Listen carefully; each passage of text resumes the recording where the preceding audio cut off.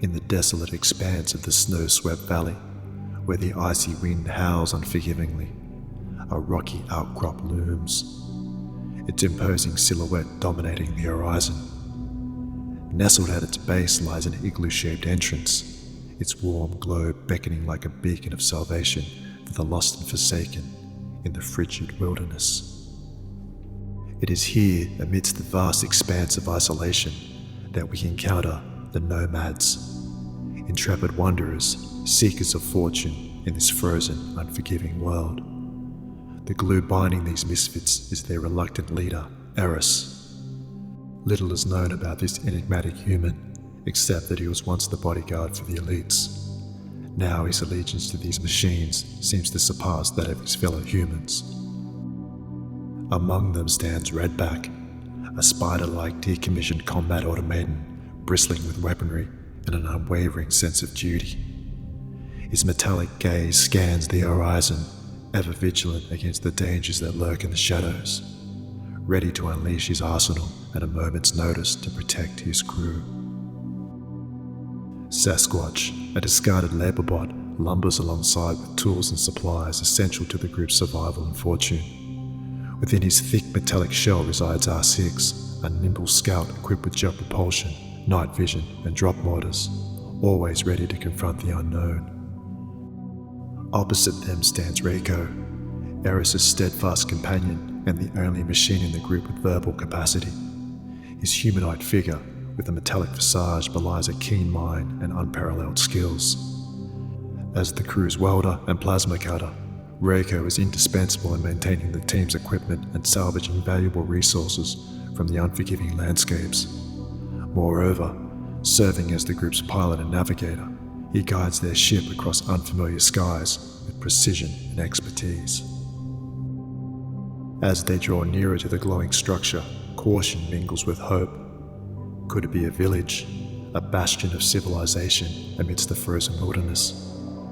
With their transporter ship crippled by technical malfunctions, they cling to the possibility of assistance, knowing full well the dangers that may await them in these untamed wilds.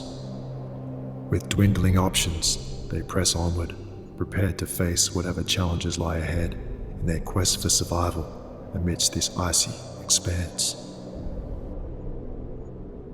Despite the freezing temperatures, the automatons continue to persevere in braving the harshest of elements, conditions that would render most modern machines useless. Once hailed as the pinnacle of technological advancement, they are now considered mere scrap metal by contemporary standards, relics of a bygone era. None of them felt the biting chill more keenly than Eris. Each frigid step with frozen joints served as a stark reminder of his aging body and his ever-present mortality. After hours of traversing the frozen lake and battling the deep snow in blizzard-like conditions, they finally arrived at the base of the path leading up to the dome-like structure. The steep terrain prevented an assessment of the entrance, and Eris was against R6 performing reconnaissance to avoid startling any potential inhabitants. "We need to tread lightly," Eris cautioned. "The last thing we want to do is start trouble in the middle of nowhere." Redback carefully took the lead up the steep icy path, with Eris following closely behind, his pistol holstered at his side. Much to their relief, the higher they ascended, the more compact the snow became, easing their progress.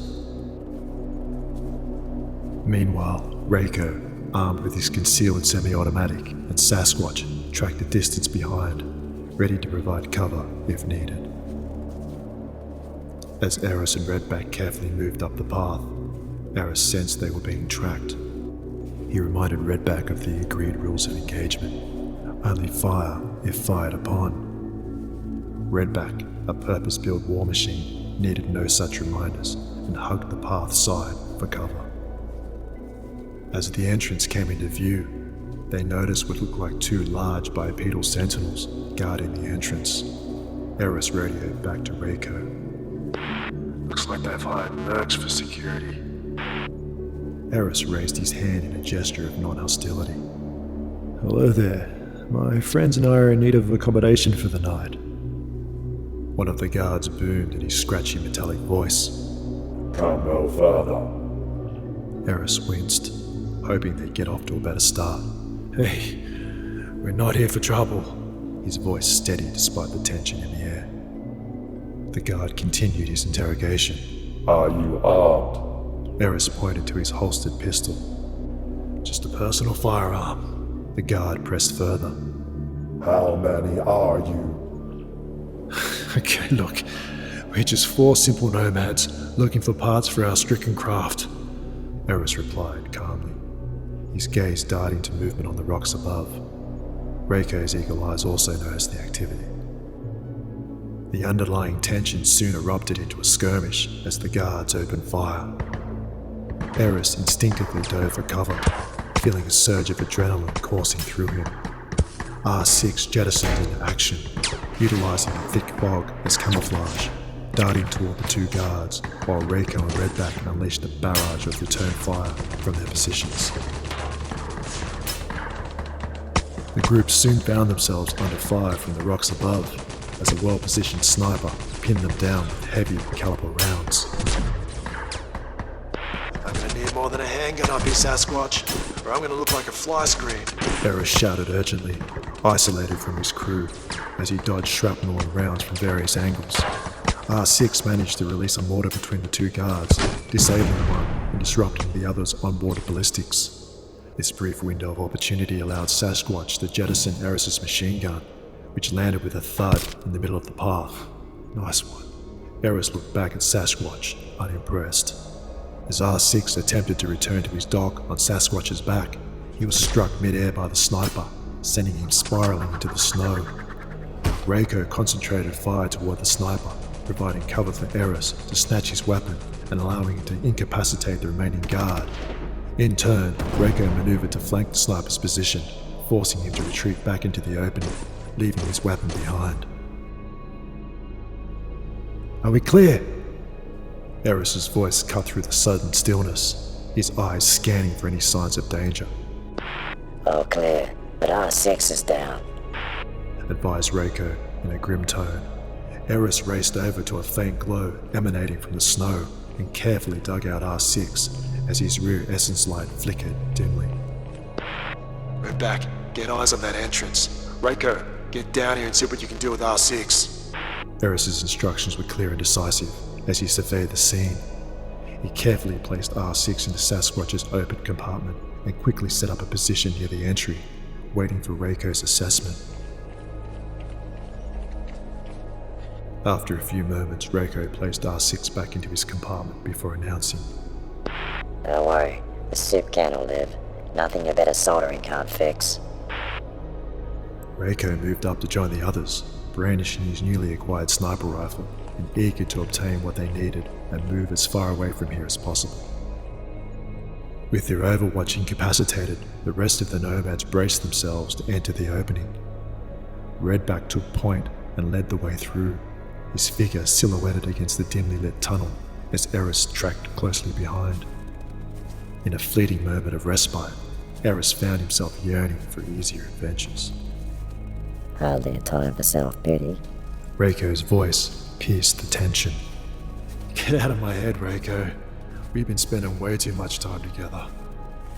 Emerging from the tunnel, they found themselves confronted by a small mining town, its inhabitants, a mixture of humans and automatons, scrambling for cover as the nomads approached. The air hung heavy with anticipation of conflict. As they cautiously navigated the narrow alleyways, their eyes fell upon an inn, its open door beckoning them with an eerie invitation. Redback, Sasquatch, wait outside and stay alert, Eris commanded in a hushed tone, his senses on high alert. With weapons at the ready, Eris and Reiko ventured into the inn, their every step echoing through the deserted establishment. An older woman of small stature emerged from behind the bar, her gaze sharp and unforgiving. Well, someone took their sweet time, didn't they? She remarked, her voice tinged with impatience. I have no idea what you're talking about, old lady. Eris furrowed his brow in confusion. We sent that distress drone out months ago.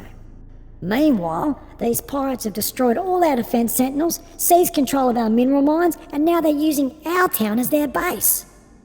Oh, lady, we are not the cavalry.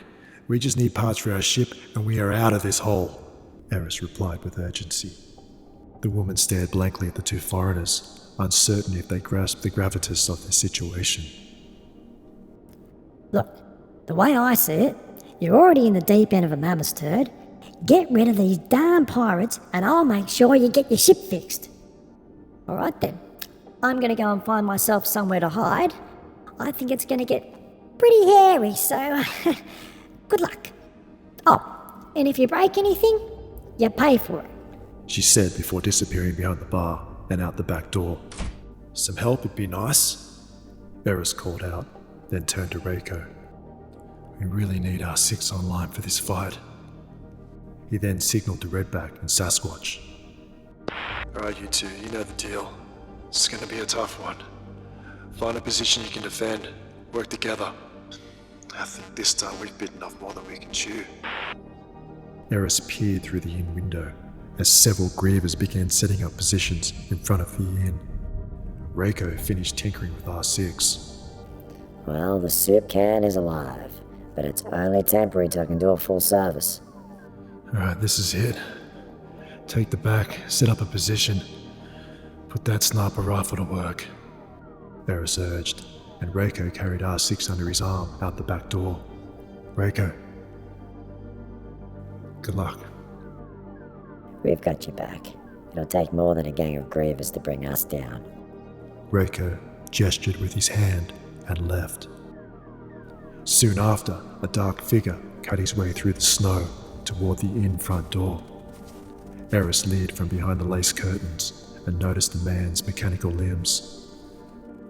The man's sallow face bore the deep lines of weathered leather, and he wore a well-seasoned coat draped over his thin frame with two vintage sidearms on either side of his waist. His lifeless eyes peered out from underneath his rancher's hat. Look, boys, we got ourselves some stranger danger. And you got yourself a dead hand. Who says my hand is dead? Oh, I like this one. Very ballsy. Would you give me the wonderful honor of briefly knowing your name? Well, I'm just a simple nomad. Reiko's voice came over the comms. We're in position. 3 buildings up. Ooh, you must be very simple. Special, even. My name is Ravis, the town sheriff, and we don't take kindly to strangers around here. So much so, I might be the last person you're ever gonna meet. Ravis quickly gestured to several of his comrades to approach the building. Let's see how you handle round 1. Eris's radio crackled with Reiko's voice. Heads up, Eris. They are ready to breach. Reiko had a clear view of what was about to unfold. Don't give away your position. I'll handle this. 3 grievers opened fire while approaching the inn, wasting no time storming the building's interior. Get 'em, boys! How you like that? Several explosions could be heard, followed by a barrage of small arms fire, then silence. There goes the inn. Ravis's look of anticipation and excitement waned. Well, won't that an anticlimax? He remarked, turning to walk away. Suddenly, a griever's head tumbled out the open inn door, followed soon after by another, then a third, rolling all the way to rest at Ravis's boot. Ravis's calm demeanor turned to rage. Now smoke that rat out and find the other rats! Around 20 grievers lurked around the inn, unleashing their firepower as Eris sought cover behind an overturned wooden bar table to evade the barrage. It's now or never, Eris shouted into his comms. Reacting swiftly, Reiko and Redback unleashed their weapons, forcing Ravis and his grievers to seek cover. A brief respite allowed Eris to maneuver and return fire, but the arrival of more reinforcements tipped the balance, leading to a stalemate. With his ammunition running low, Eris began to grasp the direness of the situation. As the battleground fell into an eerie silence, Ravis suddenly emerged, dumping a cargo bag in front of the inn. Ravis called to Eris.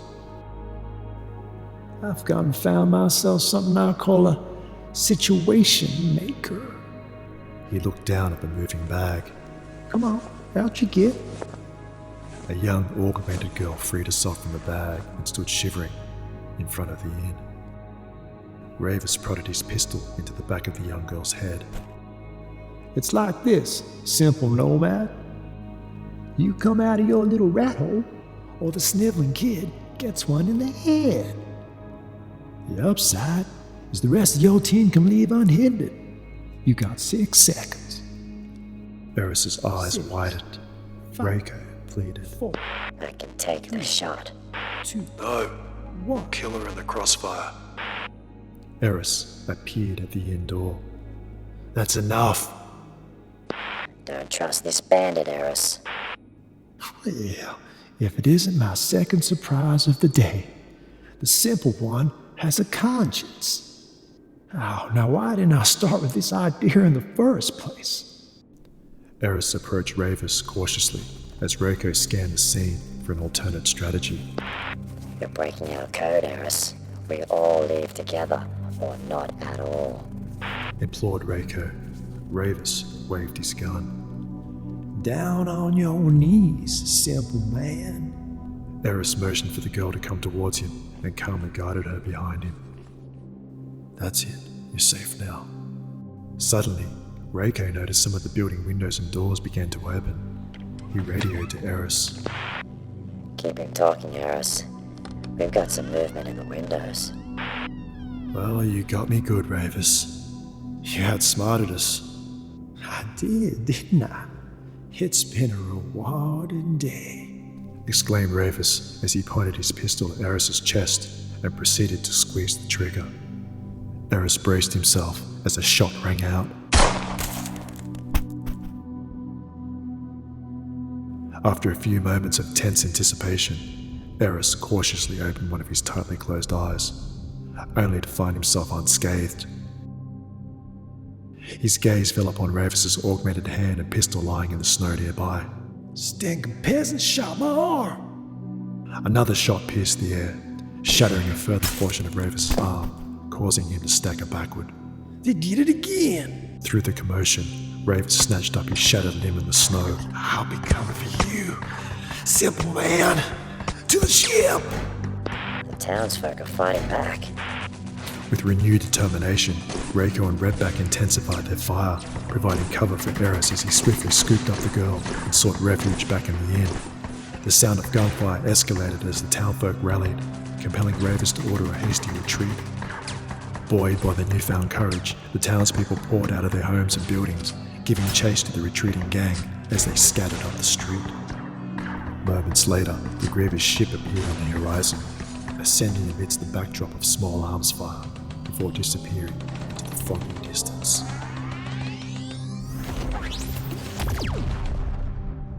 Eris stepped out from the inn with the young girl in his arms, her relieved mother rushing over to embrace her.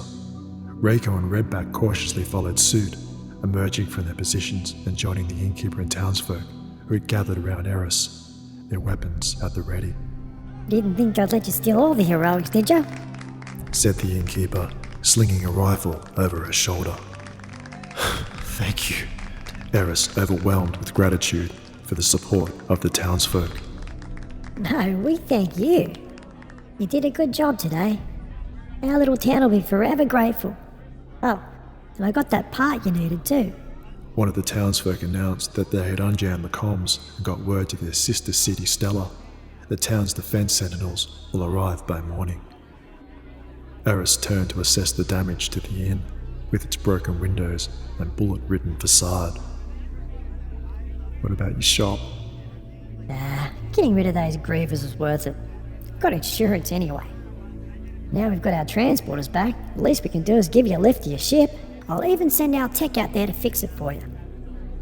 Marjorie Steele's my name, and you and your crew, you're welcome back here anytime. Yeah, sure is nice to meet you, Marjorie Steele. Eris nodded slowly, with relief that the whole ordeal was over.